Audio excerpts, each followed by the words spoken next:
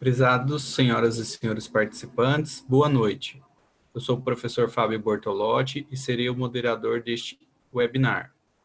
O Programa de Capacitação da Empresa em Desenvolvimento Procede FIA tem o prazer de iniciar a série de webinars Gestão Empresarial Covid-19, Desafios Empresariais. Esta série de webinars tem como objetivo abordar assuntos práticos da gestão de empresas e instituições em sintonia com os desafios decorrentes da pandemia do Covid-19. O Procede FIA, Programa de Capacitação da Empresa em Desenvolvimento da Fundação Instituto de Administração, é um núcleo de excelência na gestão empresarial reconhecido nos campos de educação executiva, de consultoria e de pesquisa.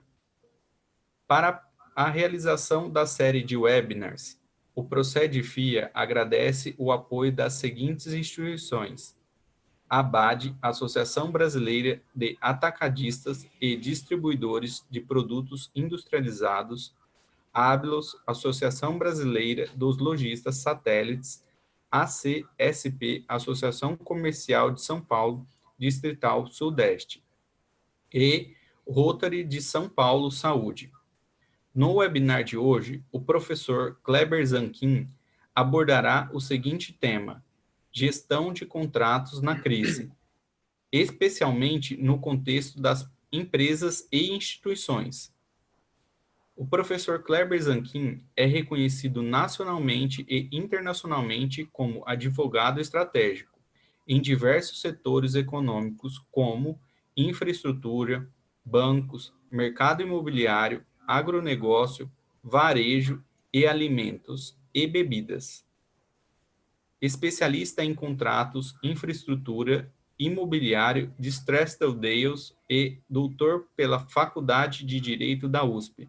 Professor dos cursos de MBA do Procede FIA e do INSPER Direito. É presidente da Comissão de Estudos de Saneamento do IESP e consultor jurídico da presidência do Instituto de Engenharia. Além disso, é membro efetivo do Comitê Jurídico da Sociedade Rural Brasileira, é membro da Associação Brasileira de Lawtech e Legaltech, AB2L.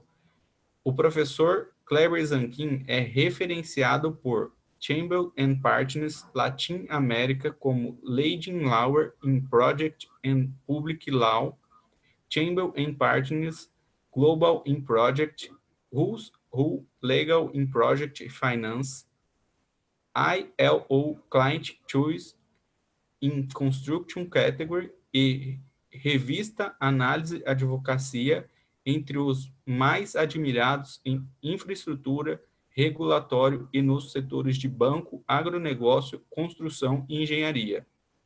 Este webinar terá duração de 60 minutos e será dividido em duas partes. Na primeira parte, o professor Kleber Zanquim apresentará durante 45 minutos o tema Gestão de Contratos na Crise, focalizando os desafios das empresas e instituições.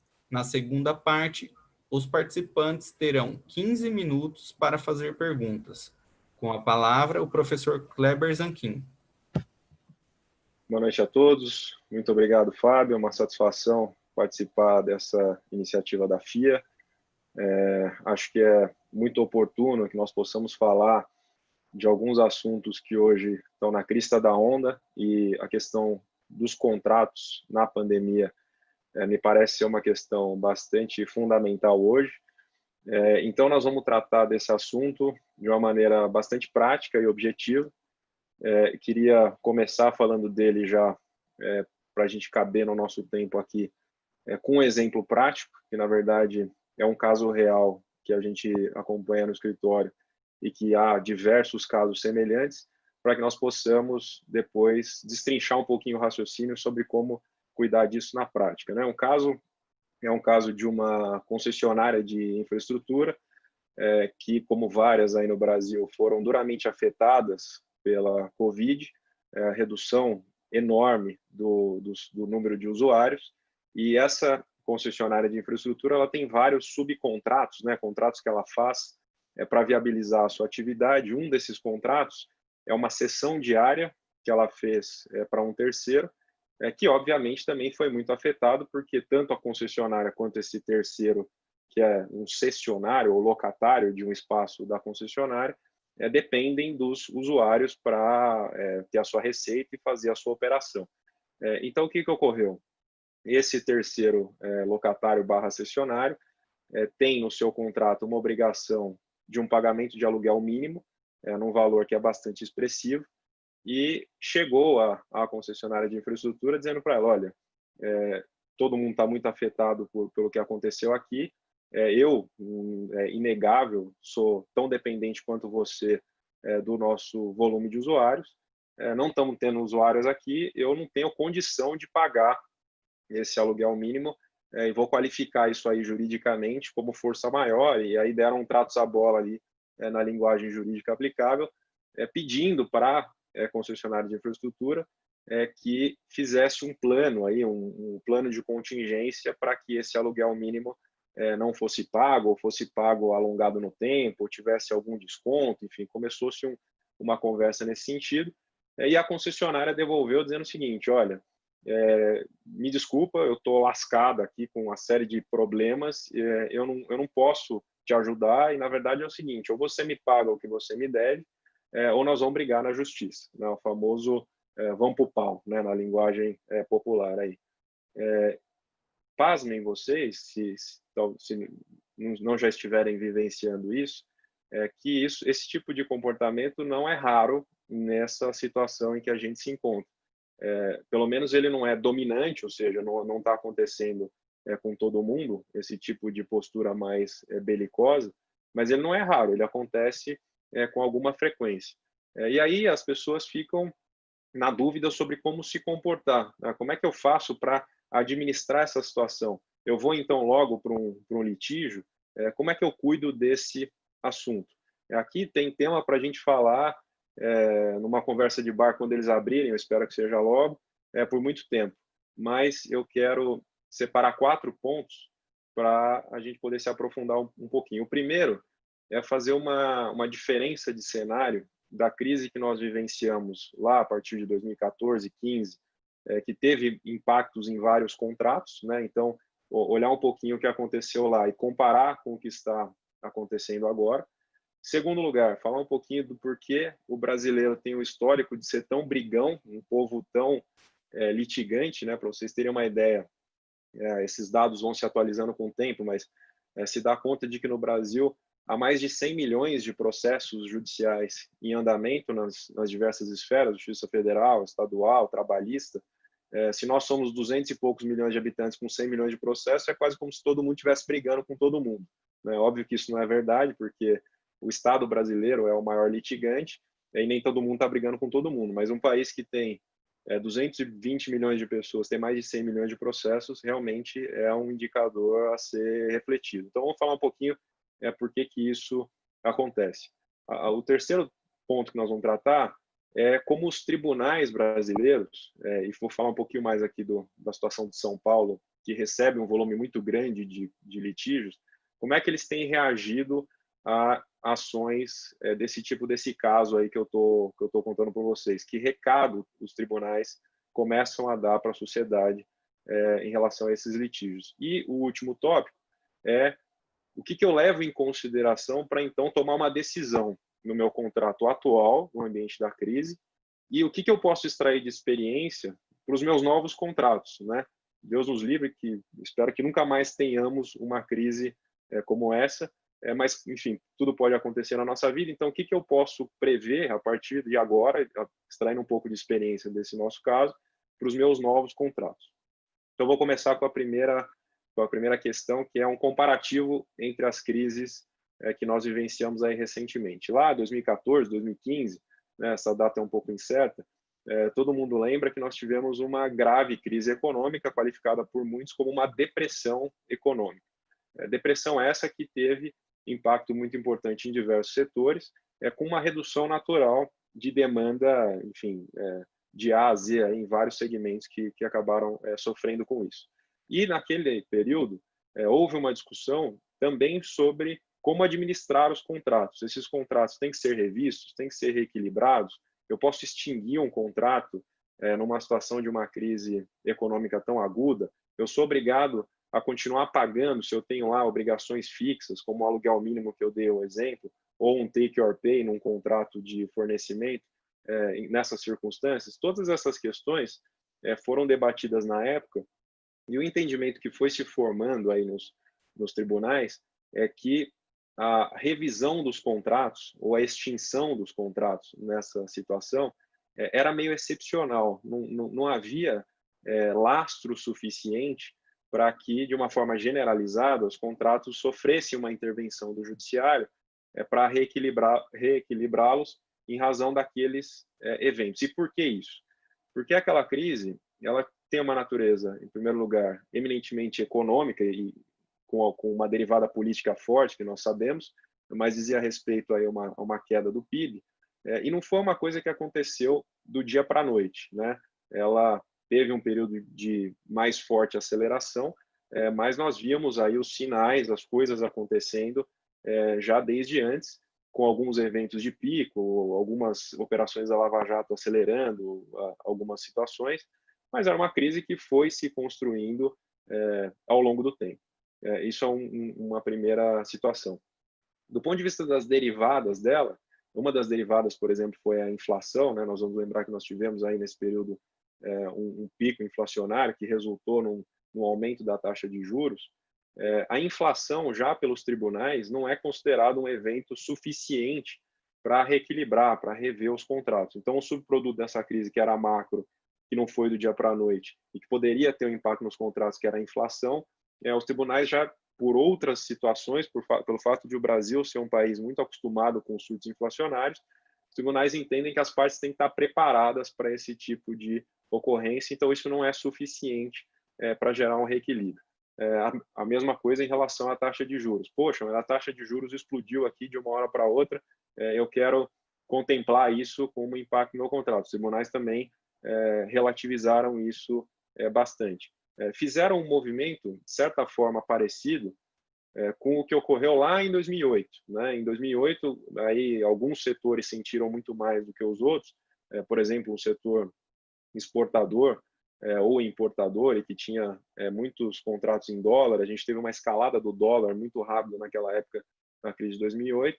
Muitas ações judiciais foram movidas para rever contratos indexados em dólar, e os tribunais, especialmente aí o Tribunal de São Paulo, que recebeu bastante ação até do setor do agronegócio, acabou preservando os contratos, falando, não é o caso de reequilibrar, esses eventos aí de fato são agudos, mas não são tão extraordinários, nem tão imprevisíveis assim, então vamos preservar esses contratos, o judiciário não vai fazer tantas intervenções como às vezes as partes querem, ou até o público em geral acha que acontece. Então, nessa crise que veio depois lá 14, 15 para frente, os tribunais mais ou menos se comportaram da mesma forma.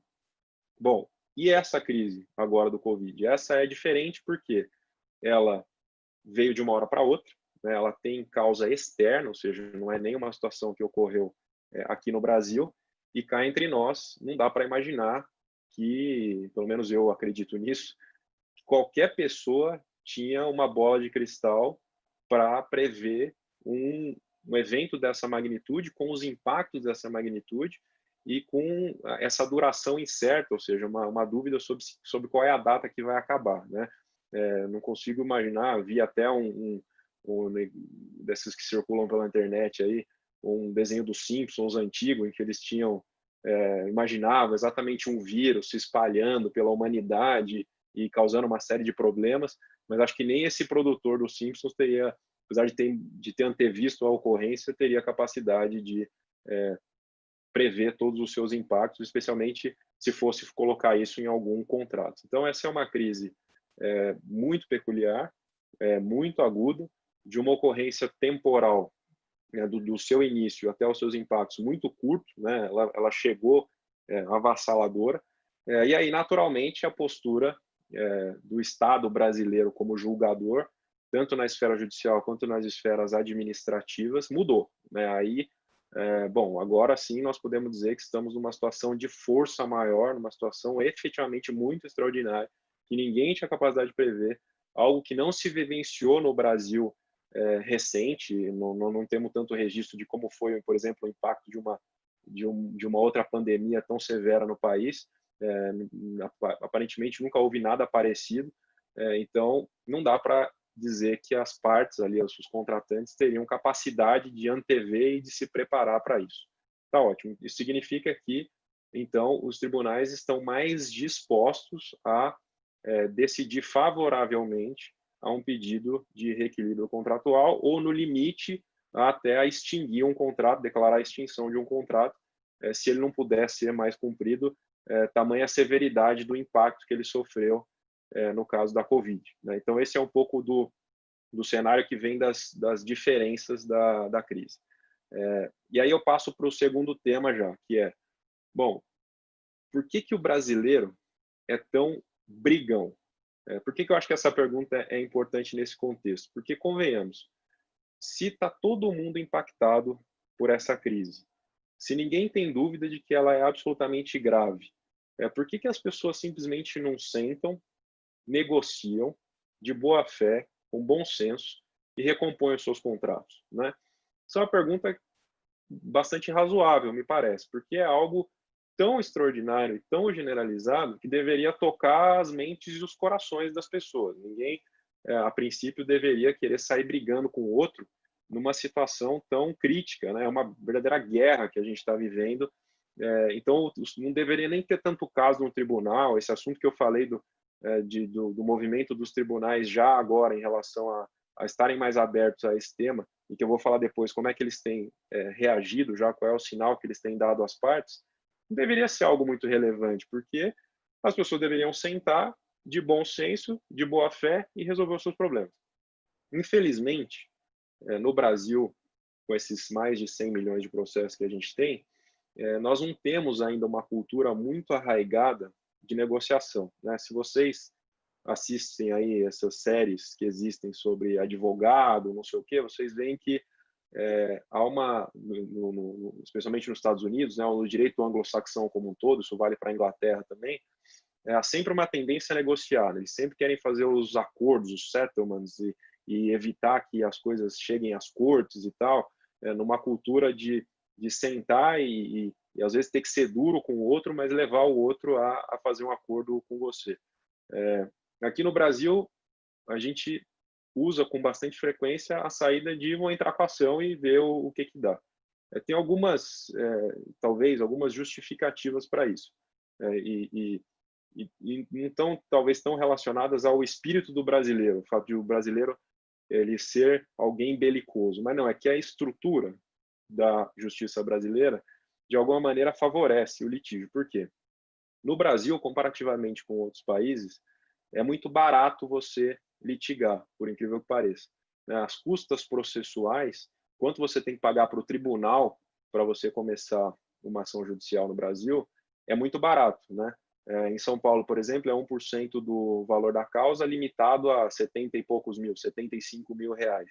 Então, se você entrar com uma ação de 10 milhões de reais, você vai pagar no máximo 75 mil reais. Se você entrar com uma ação de 100 mil reais, como você paga 1% do valor da causa, você vai pagar R$1.000 para entrar com essa ação. Então, é muito barato ingressar na justiça brasileira. E também, se você for fazer uma comparação entre honorários de advogado que se pratica no Brasil com outras economias do mesmo tamanho, né, ou próximas da nossa, os honorários de advogado no Brasil também são muito baratos. Né? Se você pegar as economias aí que estão um pouquinho na nossa frente ou atrás, entre as 12 maiores economias do mundo, o custo de você contratar um advogado é bastante superior, algumas vezes mais, do que o que se tem no Brasil. Também tem razões para isso, estruturantes. Né? O Brasil ele precarizou muito ao longo do tempo a profissão jurídica, né? A profissão do advogado, são muitas faculdades, enfim, tem um excesso de oferta aí nesse ambiente. A gente tem algumas regras que, especialmente de classe, né, impostas aí pela OAB, que acabam fomentando uma certa massificação não é esse o objetivo, mas é isso que acaba acontecendo, uma massificação do trabalho do advogado, que naturalmente reduz o seu valor, né? E em outros países que você não tem isso, você tem menos advogados e, portanto, o valor aí que é cobrado para as demandas judiciais é maior, né? Então, no Brasil é barato você litigar tanto do ponto de vista da taxa judiciária que você paga para o tribunal, quanto em termos de honorários de advogado comparativamente com outros países. E, além disso, existe isso é uma premissa que talvez não seja tão certa e ela vem mudando com o tempo, mas ela ainda tem alguma base, que é assim, olha, no judiciário é tudo meio uma roleta russa, assim, é um grande aleatório. Eu posso não ter direito nenhum e numa eventual ação eu posso ganhar. Então, como é barato eu litigar, eu vou correr o risco. Eu vou deixar não fazer acordo, não me acertar aqui com a minha contraparte. Sei que eu não tenho direito, sei que eu posso perder, mas eu prefiro perder na justiça, porque vai que eu ganho. De repente, o juiz muda lá de ideia, o meu advogado faz um malabarismo e eu consigo ganhar essa ação. Ou mesmo se eu for perder, tem o tempo, né? A justiça brasileira, ela é reconhecidamente lenta, isso vem mudando, ela vem aumentando bastante os níveis de produtividade em razão da digitalização dos processos, né? São Paulo, hoje, o Tribunal de São Paulo, ele é considerado o tribunal mais produtivo do mundo, ele é o maior tribunal do mundo, tá? O Tribunal de São Paulo, que tem a maior quantidade de ações e a maior quantidade de juízes no mundo inteiro.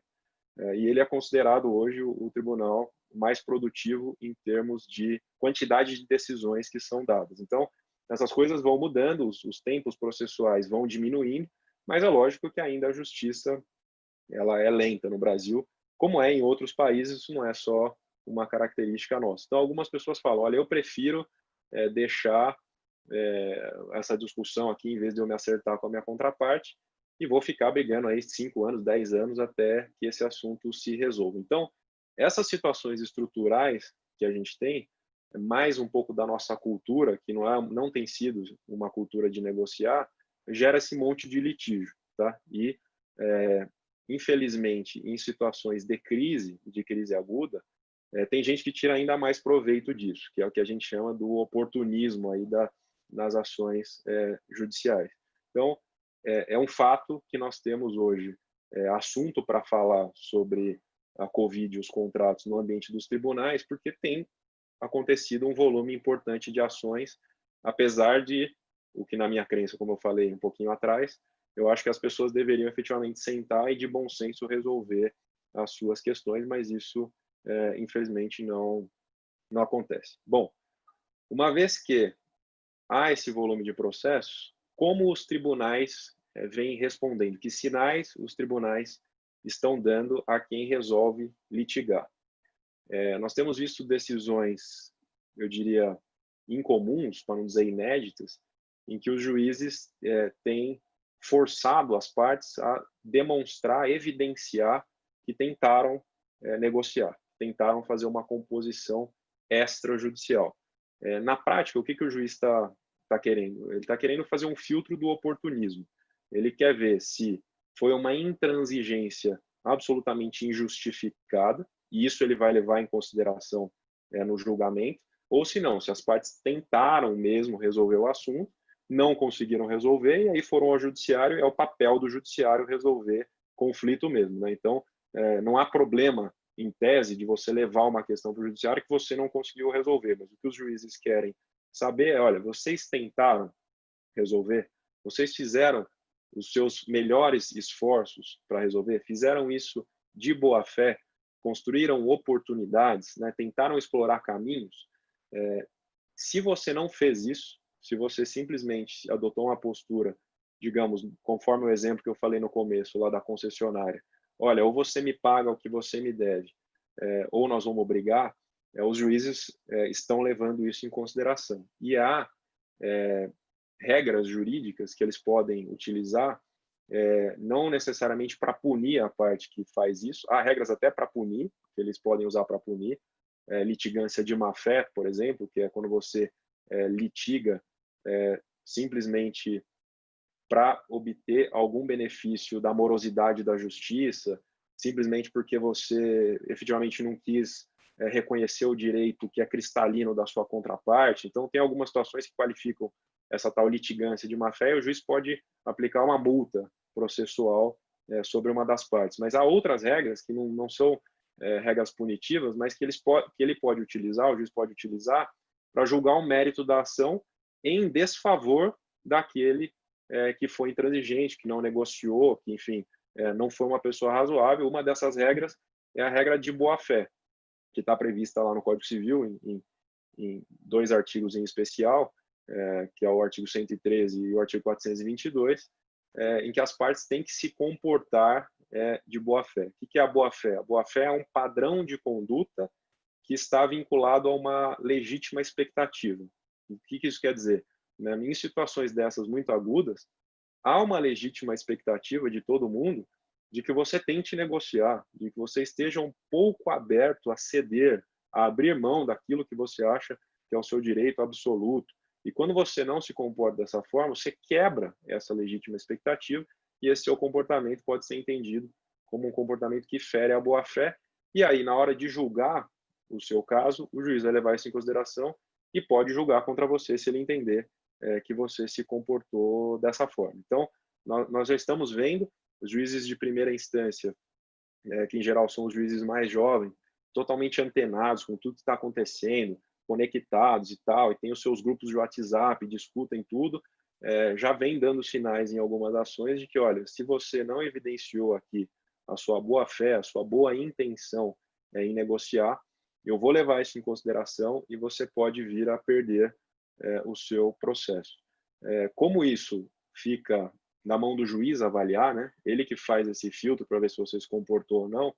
A gente teve até no Brasil um projeto de lei, e ele está em tramitação, que cria o regime emergencial das relações privadas, ou seja, vai cuidar de tudo aquilo que é relação que não envolve o poder público, né? Só envolve as pessoas físicas e jurídicas do mundo privado, que prevê lá alguns gatilhos para a crise. Por exemplo, não deixa que haja prescrição, né, que a perda do seu poder, por exemplo, de cobrar uma dívida. Isso aqui, você não vai perder esse seu poder no ambiente da crise, porque está difícil ter acesso ao fórum, está tudo muito complexo, então vamos preservar o seu direito. Tem lá algumas limitações a você despejar alguém, por exemplo, né? Olha, eu vou despejar alguém aqui porque não pagou o aluguel. Enfim, tem algumas coisas que foram propostas, e havia no primeiro projeto e nos primeiras emendas, né, que os parlamentares fazem, sugestões, por exemplo, falando da locação, que já previam uma regra legal de desconto, né? Então, olha, é assim, falando especificamente de locação, você tente negociar primeiro, mas se você não conseguir chegar a um acordo, o locador com o locatário, vai ser uma regra aqui que vai dar, por exemplo, 30% de desconto nos 3 primeiros meses, depois esse desconto volta lá na frente, vai ser pago acrescido dos aluguéis que estão por vencer. Se tentou construir um regimezinho desse, isso não passou, isso foi excluído da última versão do projeto, que tá para ser já aprovado, e não passou porque as pessoas entenderam que as situações são muito casuísticas, né? E não seria legítimo haver uma intervenção dessa natureza da lei nas relações das pessoas, não dá muito para padronizar, então era melhor deixar a situação em aberto. Mas é só para dar um exemplo para vocês de como essa questão da negociação e de se buscar uma saída antes de entrar com uma ação, numa saída pré-judicial ou fora do judiciário, estava influenciando até a produção de uma lei, né, que era para criar um mecanismo mais automático caso as partes não chegassem a um acordo. Fato é que, como isso aí não passou, continuamos na situação em que o juiz faz uma avaliação muito dele sobre o caso e ele vai querer entender se nós nos comportamos ou não nos comportamos de boa fé num caso específico. Então, falei da diferença entre a crise anterior e essa crise, falei um pouco do problema das estruturas que nós temos, que fazem com que nós brasileiros sejamos tão litigantes, e falei agora desse sinal que os tribunais vêm dando, que, olha, eu quero saber se você está negociando ou se você não está negociando, eu vou levar isso em consideração na hora que eu for julgar. E aí eu passo para o quarto ponto, ao qual eu vou me dedicar um pouquinho mais, que aí é o que você tem que levar em consideração mesmo para tomar uma decisão que pode ser efetivamente entrar com uma ação, que providências que você pode tomar nesse ambiente, se preparando para uma ação ou para evitar uma ação, isso falando dos contratos que estão impactados pela crise, e para os futuros contratos que você vai celebrar. Bom, falando então dos contratos que estão na crise, sempre tem uma pergunta assim, eu preciso notificar formalmente a minha contraparte, construindo todo um racional de por que ela tem que reequilibrar o contrato comigo ou negociar comigo e tal. É assim, toda vez que existe um evento contratual relevante, e pode ser de qualquer natureza, por exemplo, não precisa ser uma coisa dessa que vem de fora e prejudica o seu contrato, né? Pode ser um furto na sua empresa, pode ser um problema, você está transportando um produto num caminhão, tem um acidente, esse produto perece, ele quebra, tem um problema. Toda vez que você tem algum evento crítico no seu contrato, você precisa informar a sua contraparte disso, para que se avaliem as consequências jurídicas desse evento. Então, informar sempre é algo que se tem que fazer, é um dever daquela parte que tem uma determinada obrigação e que essa obrigação ela não vai poder ser cumprida da forma como estabelecido, é um dever que ele informe. Eu aprendi com um cliente, uma vez ele usou uma frase que me marcou muito, falando aí da notificação, que seria uma formalização desta comunicação, que ele diz o seguinte, olha, notificação, carta, né, ele falava, não falava nem notificação, ele falava carta, a gente só manda de dois tipos, ou de amor ou combinado, né? O que ele queria dizer com isso? Ele fala assim, quando você tem um contrato, você escolheu a sua contraparte, né? Você foi lá e negociou com aquela sua contraparte aquela relação jurídica. Então, por mais que a sua situação com ela possa estar estressada, essa pessoa é alguém que importa. Essa pessoa tem alguma relevância para você porque você escolheu essa pessoa para ser a sua contraparte.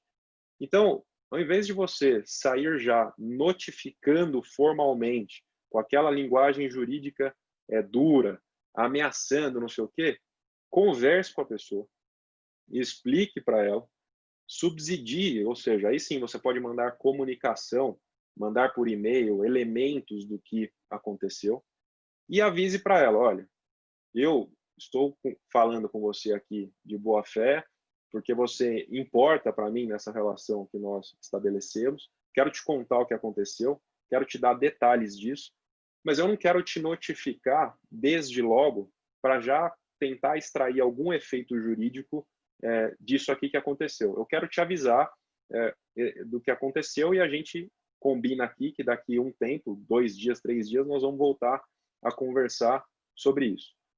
Por que eu acho que ele estava muito certo quando falou isso e hoje, em situações de crise, isso fica mais evidente? Porque quando você manda uma notificação assim na largada, por mais que você não tenha a intenção, muitas vezes, de subir a temperatura na relação, como uma notificação ela tem uma característica mais jurídica, ela invariavelmente leva um povo que está acostumado a brigar, que somos nós, a começar a pensar na briga.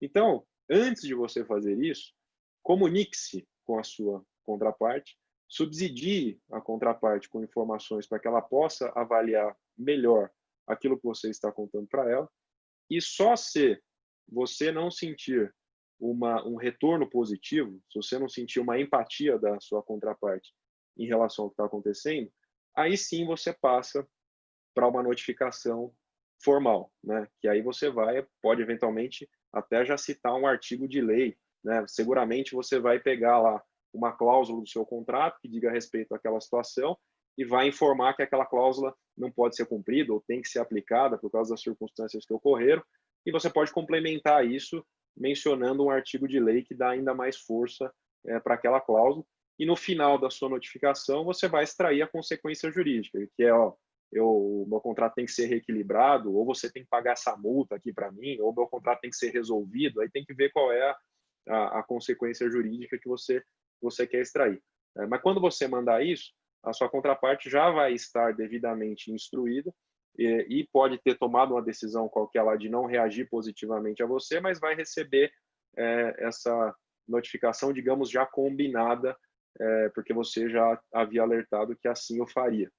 O que isso tende a ajudar depois, ainda num processo negocial, talvez agora já mais formalizado, quando você faz isso nesse procedimentozinho que eu estou falando. Como a outra parte ela já tem um conhecimento mais aprofundado, ou já teve a oportunidade, pelo menos, de se aprofundar mais sobre o problema, na hora que ela te responder, a tendência é que a resposta já seja uma resposta mais estruturada e que, portanto, você consiga enxergar melhor onde é que o calo está apertando ali. Efetivamente, qual que é a grande dificuldade que os dois lados têm para se acertar.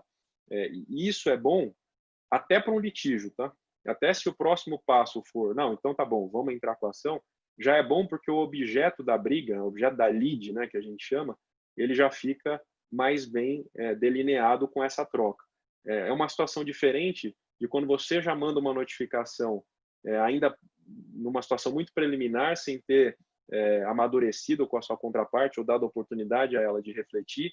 Ela responde também de uma forma não muito amadurecida, você manda de volta e fica uma troca de papel, que é um negócio que não tem fim, e as pessoas têm muito medo de não responder notificações, né? E eu tenho uma postura muito tranquila com meus clientes, que eu praticamente nunca respondo notificações que não tem esse construído que eu estou falando para vocês, de um entendimento, de a parte me colocar o racional dela. E eu não respondo porque eu não gosto de adiantar tese jurídica. Eu prefiro pegar o telefone, ligar para a pessoa e dizer, olha, minha interpretação sobre isso é essa. Ah, mas se você não responder, isso pode ser usado contra você no tribunal. Isso aí é um pouco de balela, tá? Esse negócio de que se você ficar quieto, né, o famoso quem cala consente, no direito ele existe, né? Isso se chama o silêncio importa anuense, é o artigo 111 do Código Civil, só que só em situações muito específicas. Não é assim que você ficou quieto e você já aceitou tudo que o outro lado falou, não. Isso não acontece na prática. Então, ficar essa troca frenética de papel não ajuda, só piora muitas vezes a relação, gera estresse e não contribui nem para o litígio futuro. Então, o que eu estou dizendo, você tem que notificar, você tem que comunicar. Notificar, que é dar essa característica mais jurídica, só se você não efetivamente recebeu da sua contraparte uma abertura para fazer uma negociação. Se você não recebeu, aí tudo bem, você notifica e começa a ter um processo mais formal de interlocução. Outra coisa que as pessoas perguntam, isso pode ser por e-mail? Pode. E-mail, hoje pela jurisprudência, né, o entendimento dos juízes brasileiros, é uma prova como outra prova qualquer. Tá? O e-mail tem só uma peculiaridade, que é aquela questão de a parte recebeu ou não recebeu. Isso às vezes gera uma certa discussão num processo, quando alguém fala assim, não recebi. Mas hoje também não é difícil, numa perícia, se identificar e falar, não, você recebeu sim ou você está mentindo. Então, não é tão inteligente, as pessoas acham assim, não, vou falar que eu não recebi, porque isso hoje, com a tecnologia que a gente tem, vocês sabem bem disso, dá para se rastrear. Então, e-mail funciona muito bem. Quando nós estamos falando de processos digitais hoje no Brasil, se o processo em si é digital, não há por que a comunicação entre as partes não ser digital, né? Então, funciona bem, não é um problema. A recomendação que a gente faz para todos os contratos, e aí já estou também colocando um ponto aqui para os contratos futuros, é que você coloque no seu contrato uma cláusula que cuida das comunicações entre as partes, deixando claro que a comunicação pode ocorrer por e-mail e indo para o destinatário tal, arroba não sei o quê, pronto, você já comunicou validamente a sua contraparte. Né? As partes têm liberdade de pactuar sobre a maneira como vão se comunicar dentro da relação contratual. Então, é muito bom se você puder fazer isso no seu contrato, ajuda muito se tiver um conflito lá na frente. Né? Bom, tá bom. Então, primeiro eu fiz um approach com a minha contraparte no amor, não deu certo, mandei a notificação, não deu certo. A minha contraparte não reage, não há o que faça. Bom, aí até chegar ao litígio, tem várias coisas que você pode fazer, mas eu vou dizer duas que podem funcionar. Uma, e é um trabalho, por exemplo, que eu faço com bastante frequência. Quando eu comecei a fazer isso, eu nem imaginava que teria tanta coisa para fazer, mas eu faço com muita frequência, é a negociação profissional. A negociação profissional não é o mesmo que mediação, tá? Eu vou explicar um pouco dessa diferença.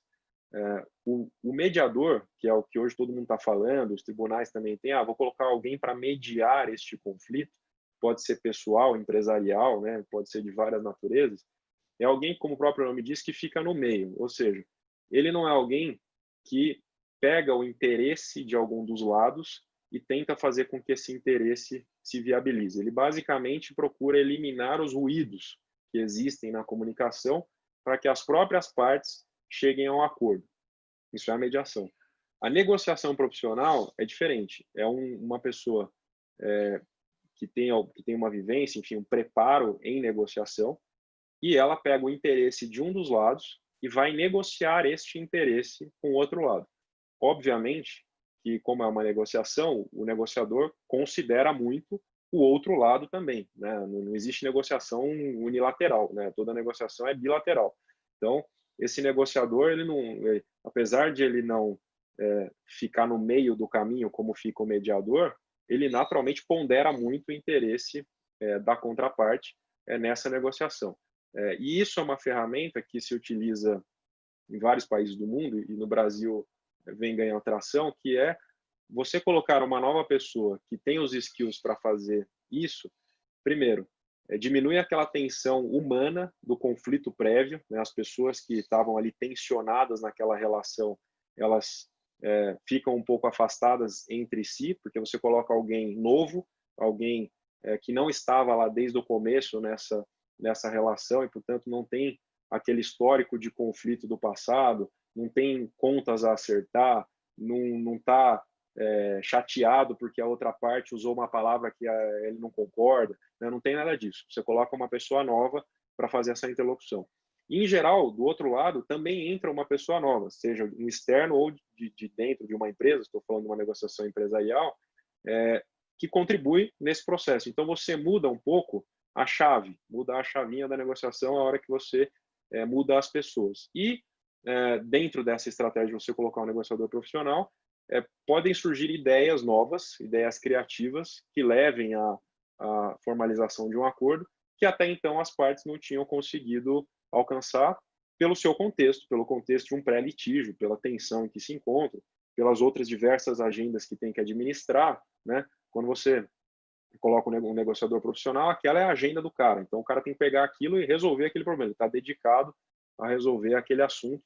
E, portanto, ele precisa ser eficiente, otimizar, mas ele gasta muita energia para que isso aconteça. Esse é um primeiro caminho e que, por exemplo, na crise lá de 2016, de 2014 para frente, falando mais em 16, eu tive uma série de experiências muito positivas com isso, e agora também é uma situação que tem voltado com bastante força a questão de ter alguém para negociar essas situações e evitar o litígio, evitar que isso se judicialize. Dá certo sempre? Claro que não dá, né? Tem muitas situações que as partes resolvem brigar, é impossível chegar a algum acordo no mindset em que elas se encontram naquele momento. Pode até ser que depois de um processo judicial haja um acordo, e isso, inclusive, é uma estratégia. Às vezes você tem que entrar com uma ação judicial, a gente brinca, para pôr juízo na cabeça da contraparte, e aí, de repente, fazer um acordo.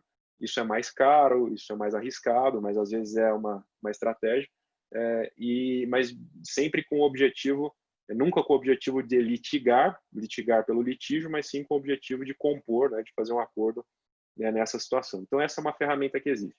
A outra é a própria mediação, que eu já falei. Existem também mediadores profissionais, existem as câmaras de arbitragem aí, já tem os seus quadros de mediadores, e você pode então submeter, em vez de você submeter à arbitragem, você submete a uma mediação, E aí vai lá uma pessoa que também é capacitada, experimentada, para tentar, não é induzir, mas é para tentar criar um ambiente em que as partes, então, por si sós, cheguem a uma composição. Isso é uma outra situação interessante que se pode utilizar para evitar a judicialização pura e simples. Bom, não deu certo a negociação, não deu certo a mediação, o que me resta? Bom, aí te resta pouca coisa mesmo. Aí, se não tem alternativa, você precisa litigar. E no litígio, se você passou por esses caminhos, você pode traduzir isso para o juiz, explicar para ele. Falar, olha, fizemos isso, tentamos aquilo, tentei isso, tentei aquilo, fizemos de tudo, mas o negócio não saiu daqui, não andou. Então, agora vai ter que dar o tratamento jurídico legal específico para esse assunto e resolver o problema. Se você chegou lá no juiz tendo feito todo esse procedimento, ou pelo menos uma parte dele, estou bem tranquilo a dizer para vocês que o juiz não vai receber mal o seu litígio, mesmo sendo um assunto da Covid. Não vai receber, não vai achar, poxa, por que não resolveram eles lá sentados numa mesa? Não resolveu porque não deu para resolver. Está aqui a demonstração de que não tinha alternativa e, portanto, cheguei a esse contexto aqui. Tá? Então, eu diria que hoje, como um plano de emergência, você pode recorrer a uma negociação profissional ou a uma mediação antes do litígio. Se você for preparar esse litígio, então, que use aquele caminho das comunicações e se vai ter litígio, sim, das notificações bem pensadas, e fazer o quê? Não tem muita alternativa. Isso para os contratos que você já tem hoje. Para os contratos futuros, novos, né, que você está celebrando, não dá para a gente ter a pretensão de que um contrato vai ter cláusulas que vão amortecer qualquer tipo de impacto parecido com uma crise dessa. Não dá, assim, isso é impossível. A gente precisa ter a humildade de que os contratos eles são um produto do ser humano, o ser humano tem uma limitação na capacidade de prever o futuro, então, simplesmente, os contratos são abertos, né? Eles são incompletos por natureza em relação a esses eventos extraordinários e imprevisíveis. Então, você pode cuidar, na verdade, não tanto de ficar querendo prever tudo, mas de colocar mecanismos que administrem essa incerteza, que ajudem a administrar essa incerteza. Então, você pode usar, por exemplo, uma cláusula que, em geral, está lá no fim do contrato, que é a de administração dos litígios, mas você não vai chamar assim, é uma administração dos litígios, porque não tem litígio ainda. É uma administração das incertezas, ou uma administração pré-contenciosa, né, em que você vai falar, olha, alguns contratos já têm isso importado até de outros modelos de outros países. Primeiro, tem que haver uma negociação, um entendimento high level aqui entre os diretores XYZ. Né? Não havendo solução entre esses diretores, vai haver uma sessão de entendimento entre os advogados ou os gerentes, enfim, alguém que seria uma segundo layer, aí, uma segunda peça na estrutura, que já não vai sair mais daquela negociação tão high level, que é muito mais comercial, e vai para uma negociação que tem que quebrar um pouco mais de pedra, entrar mais no detalhe e tentar achar uma saída que seja uma saída mais específica do que uma saída comercial geral. Não sendo possível fazer isso, então nós vamos submeter a uma mediação empresarial na Câmara tal, nessas condições. E só então nós vamos submeter o caso a um litígio. E aí você constrói uma cláusula que tem os prazos, né, que tem as consequências para as partes, se as partes não se engajarem nesse processo. A experiência diz que, em geral, as partes se engajam nesse processo, umas com mais boa vontade, outras com menos boa vontade, mas as partes se engajam, sim, nesse processo. Então, você pode usar como uma saída interessante para o que está no futuro. Né? E deixando sempre o litígio como o que a gente chama última ratio, ou seja, a última hipótese, você vai litigar e você preparou muito bem nessas escadinhas de providência esse litígio, de modo que ele vai ser muito mais assertivo, muito mais bem dirigido, e você vai conseguir avaliar antes de entrar com a ação com mais precisão as suas chances de êxito, porque você já tem esse histórico de entendimento com a sua parte bem solidificado. Você vai falar, pô, a minha chance aqui, agora eu consigo aqui com lupa ver quanto que ela é maior ou quanto que ela é menor e quanto faz sentido eu investir efetivamente nesse potencial litígio. Tá? Então, resumindo o que eu estou dizendo. Oi, Fábio. O senhor pode finalizar isso que o senhor está dizendo para a gente já passar para as perguntas e respostas do pessoal que está com a gente, por favor? Posso. Resumindo, obrigado. Então, o que eu estou dizendo em relação à gestão, aí, à administração dos contratos, já falei das providências urgentes, que é a negociação e a mediação, e falo que vale a pena que nós nos dediquemos, a partir de agora, considerando a experiência da Covid, a fazer cláusulas que administrem a incerteza, que cuidem da administração da incerteza. Elas são complementares a uma cláusula de matriz de risco, por exemplo. Né? Quando você vai lá e faz o contrato, faz uma cláusula de matriz de risco, você aloca determinados eventos às partes, se esses eventos acontecerem, não tem impacto no contrato, porque você já distribuiu para quem de direito. Né? O que vai ter impacto no contrato? O que estiver fora daquela matriz. Como que eu cuido que está fora daquela matriz, que é a incerteza, não é o risco? Eu crio essas cláusulas de administração da incerteza, que são cláusulas fundadas numa comunicação melhor, no entendimento melhor, numa negociação entre as partes, sempre com o máximo objetivo de você evitar o litígio, porque o litígio, por mais bem costurado que ele possa ser, eventualmente você pode ser surpreendido com um resultado não esperado. Fábio, muito obrigado. Encerro então por aqui. Obrigado, professor. Nós temos algumas perguntas dos participantes e eu gostaria de estar fazendo algumas, né, até por questão do tempo, nós não conseguiríamos passar todas elas. Mas vamos lá, nós temos algumas. Os participantes participante anônimo, né? Que ele diz o seguinte: a redução nos contratos de locação é aconselhável via aditivo ou só um e-mail resolve? Acredito que ele esteja perguntando nessa situação da pandemia, agora que nós estamos passando, que está tendo uma revisão nos contratos de aluguéis, né? Então, eu acredito que seja nesse sentido. Bom, boa pergunta. É assim, o e-mail resolve porque você está dando um desconto, né? Então, você está falando assim, estou dando um desconto nessa obrigação, toma aqui o e-mail, pode me pagar 70% do aluguel. O aditivo, né, ele é uma coisa que a gente faz, em geral, para o que está para frente, né? Por que você faz um aditivo do contrato? Você fala, a partir de agora, para frente, a situação mudou. E aí é uma situação, em geral, que é perene, né? Uma coisa que vai perdurar no tempo. Essas negociações, a gente chama transigir, nessas transações que você faz pontuais, você pode sim fazer por e-mail. Aí você vai me perguntar, mas e se eu não fizer isso formalmente? O cara pode me processar dizendo que esse desconto não valeu, não foi dado? Pode, mas é o que eu falei para vocês. O e-mail é prova, e aí esse seria um processo muito com pouca chance de ele ganhar, né, contra um e-mail que foi trocado entre as partes. O e-mail é bastante suficiente e, além disso, complementando ao e-mail, tendo havido o pagamento do aluguel no mês seguinte, exatamente da forma como combinado, as partes claramente reconhecem que, em relação àquilo que trocaram a mensagem, transigiram e está tudo certo. Então, não há efetiva necessidade de fazer um aditivo, de formalizar isso. Muitas empresas fazem por uma questão de compliance, porque querem ter tudo documentado num registro só, mas isso não é juridicamente indispensável. Tá ótimo. Nós temos mais uma aqui, que vamos finalizar com a pergunta do Tiago. Ele gostaria de saber qual o lado positivo e negativo de recorrer ao Tribunal de Arbitragem ao alugar um imóvel por um site de imóvel, né? E se esse método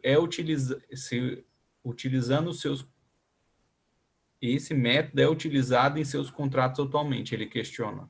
Se esse método é utilizado.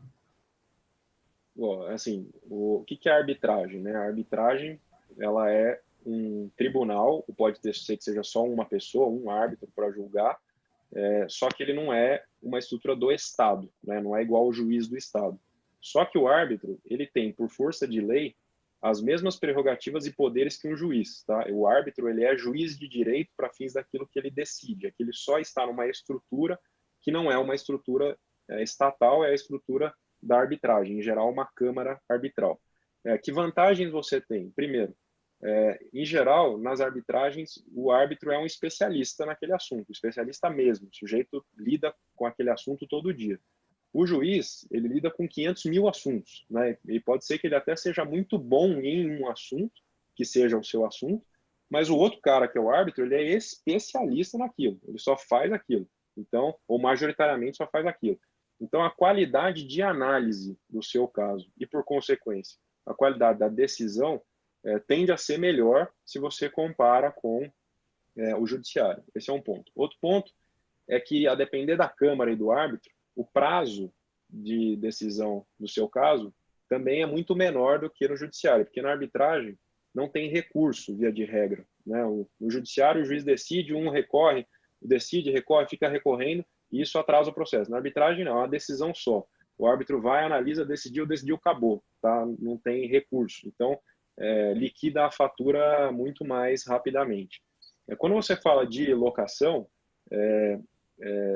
tem aí esses sites, né, que estão colocando isso, o objetivo deles é dar celeridade, velocidade à solução dos problemas e trazer exatamente um especialista e também neutralizar a visão do juiz, que é normal, em geral mais pró-locatário do que pró-locador, né? Numa arbitragem isso fica mais neutralizado, tem menos viés, né? Então o objetivo do locador, quando coloca isso, é isso. Se a pergunta é se nos meus contratos isso acontece, e como eu lido em geral com contratos complexos, assim, ou de construção, ou de fornecimento, são contratos de valor importante e mais sofisticados, invariavelmente eu coloco arbitragem. Com raras exceções eu não coloco arbitragem. Só que aí é uma arbitragem até diferente, né? Em geral são 3 árbitros, é um processo mais árido, é um processo caro, né? Porque são árbitros muito capacitados. A arbitragem, ela não é para você entrar, por exemplo, com uma arbitragem hoje de um contrato importante, você vai gastar entre honorários de árbitro e custas da Câmara entre 400 e 500 mil reais, tá? Um contrato robusto. Então, nominalmente, você gasta muito dinheiro. Se isso é caro ou barato, você tem que colocar no tempo e comparar com o judiciário, com os riscos que você tem. É uma análise mais complexa, mas tem bastante dinheiro na frente na arbitragem, diferentemente do que eu falei no começo, que no judiciário é muito barato você entrar com a ação. Essa ação pode ficar cara depois, né? Mas no começo ela é barata. Na arbitragem ela já é cara, entre aspas, antes, que é até para você avaliar bem se você quer fazer. Então, contratos mais complexos, é muito normal você ter arbitragem. Outros contratos mais de dia a dia, ainda é raro por causa do custo, mas hoje já tem uma série de câmaras, em São Paulo tem um monte, que são bem competitivas em preço, que o preço não é mais proibitivo para você usar a ferramenta da arbitragem. A gente acha que isso vai crescer muito em demandas que não são tão complexas aí nos próximos anos. Professor Kleber Zanquim, nosso horário se encerrou e eu gostaria de saber se o senhor gostaria de fazer um comentário final. Bom, eu quero agradecer a oportunidade, né? Tenho muito carinho pela FIA. Acho que essa iniciativa é muito bacana, muito profissional do lado de vocês, aproveitando a situação em que todos estamos em casa atualmente para poder compartilhar um pouco mais de reflexão, de assuntos que estão queimando aí, que estão muito ativos hoje em dia. Foi um prazer, eu estou à disposição de vocês aí sempre que for possível. Muito obrigado. Obrigado, professor. Agradecemos a participação das senhoras e senhores neste webinar da série Gestão Empresarial Covid-19, Desafios Empresariais. Agradecemos as seguintes instituições pelo apoio: ABAD, Associação Brasileira de Atacadistas e Distribuidores de Produtos Industrializados, ABLOS, Associação Brasileira dos Lojistas Satélites, ACSP, Associação Comercial de São Paulo Distrital Sudeste e Rotary de São Paulo Saúde. Obrigado ao professor Kleber Zanquim pelos conhecimentos compartilhados nesse webinar. Agradecemos também a equipe de apoio da FIA, do Procede, que possibilitou a realização deste evento. Na próxima terça-feira, trataremos do tema Crédito para Pequenas e Médias Empresas, PMEs, com o professor André Saconato. Lembramos aos senhores e senhoras que este webinar, assim como os anteriores, poderá ser revisto no canal do YouTube da FIA, Fundação Instituto de Administração. Uma boa noite.